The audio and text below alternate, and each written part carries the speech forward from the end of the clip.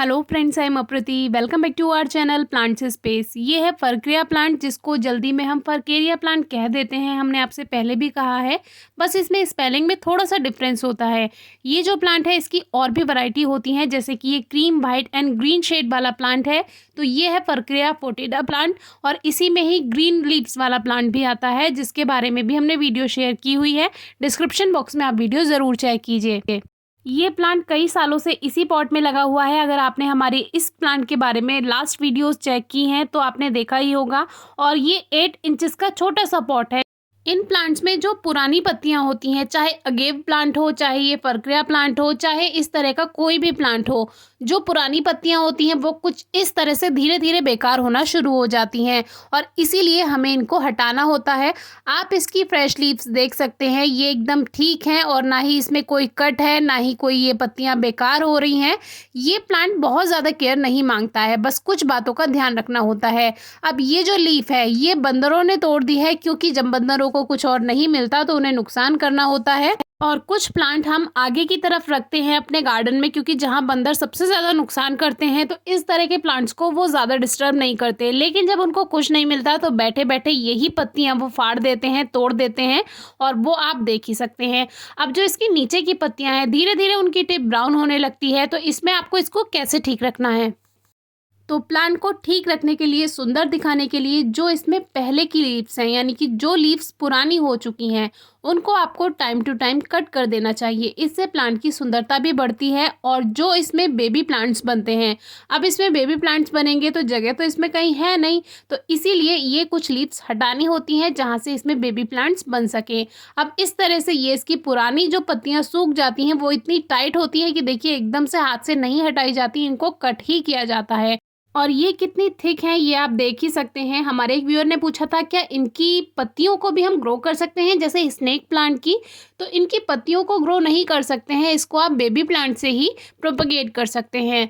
वैसे हमने कुछ पत्तियां इसकी कट करने के बाद रख ली हैं और उनको हम ज़मीन में लगा देंगे और उसका रिजल्ट आपसे शेयर करेंगे। लेकिन जहाँ तक हमें पता है इसकी पत्तियों को ग्रो नहीं किया जाता है और ये बेबी प्लांट से ही प्रोपेगेट होती हैं। बेबी प्लांट से इनको लगाया जाता है, जिसको हमने बेबी प्लांट से लगाना भी बताया हुआ है। वो वीडियो भी आपको डिस्क्रिप्शन बॉक्स में मिल जाएगी। अगेव प्लांट भी बिल्कुल वैसे ही बेबी प्लांट से ग्रो किया जाता है।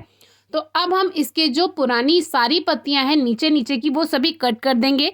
इससे प्लांट की शेप भी अच्छी बनेगी, बेकार लीव्स भी हट जाएंगी और बेबी प्लांट्स के बनने के लिए यहाँ पर जगह भी आ जाएगी। क्योंकि हमने इसको नया पॉट नहीं दिया है, अभी हम इसमें एक काम नहीं कर रहे हैं। लेकिन अगर आपके पास ये प्लांट है और इस तरह के छोटे पॉट्स में लगा हुआ है तो आप इसको अभी पॉट दे सकते हैं, नए पॉट में शिफ्ट कर सकते हैं। थोड़ा बड़ा पॉट रखिएगा।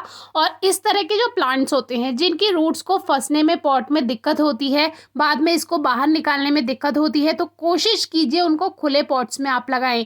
ये जो प्लांट है इसको हमने तब तो इसीलिए इस पॉट में लगा दिया था, तब हमारे पास कोई खाली पॉट नहीं था, यही गोल पॉट खाली था। लेकिन अगर तब कोई खाली पॉट होता तो हम इसको सीधे गमले में लगाना ज़्यादा पसंद करते, क्योंकि गोल पॉट्स जो होते हैं उसमें रूट्स फंस जाती हैं।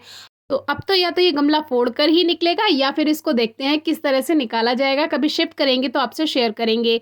इसकी पत्तियों पर भी कांटे जैसे होते हैं, जैसे अगेव में तो बहुत बड़े बड़े कांटे होते हैं, इसमें थोड़े कम कांटे होते हैं, लेकिन फिर भी शार्प तो ये होता ही है। तो आपको इसमें जब भी काम करें तो ध्यान रखें, आँख वगैरह को बचा कर ही रखें और बच्चों की पहुँच से भी इस प्लांट को दूर रखें, क्योंकि आँख में अगर ये लग जाता है तो परेशानी होगी। इसकी कोई लीफ कट गई है तो उसको इस तरह से आप शेप देकर भी ठीक कर सकते हैं। मेरी मम्मी की आंख में एक बार कार्डबोर्ड पाम की जो पत्ती है वो भी इस तरह से बहुत हार्ड होती है, वो लग गई थी और उसमें बहुत नुकसान हो सकता था, लेकिन फिर भी रेटिना से थोड़ा सा वो चोट बच गई थी। तो इसीलिए आप बच्चों के साथ या बड़ों के साथ भी इस चीज़ का बहुत ध्यान रखें, क्योंकि हज़ारों रुपए तो खर्च हो ही जाते हैं, साथ में आंख खराब होने का भी डर रहता है। तो इसीलिए आंख वगैरह से अपने भी और अपने बच्चों के भी इस प्लांट को थोड़ा सा दूर रखें, साइड में रखें। और छोटे बच्चे हैं तो ना ही इस प्लांट को ग्रो करें, यही आपसे सजेस्ट करेंगे। लेकिन डेकोरेशन में ये काफ़ी खूबसूरत लगता है, इसीलिए सभी इसको ग्रो करना पसंद करते हैं। अब देखिए ये जो लीव्स हैं थोड़ी थिक हैं, यानी मोटी हैं। अब देखते हैं ये ग्रो हो जाती हैं या नहीं, लेकिन जहाँ तक हमें पता है ये ग्रो नहीं होती हैं, इसको बेबी प्लांट से ही ग्रो किया जाता है। लेकिन फिर भी अपने व्यूअर्स का ये डाउट क्लियर करने के लिए हम इसको ग्रो कर देंगे। बाकी इसको बहुत ज़्यादा केयर की ज़रूरत नहीं है, 2-3 घंटे की धूप में भी चल जाता है। पानी इस प्लांट को बहुत ज़्यादा नहीं पसंद है, इसीलिए पानी कम ही दीजिएगा। बाकी कोई क्वेरी है, क्वेश्चन है तो ज़रूर पूछिएगा। Thank you.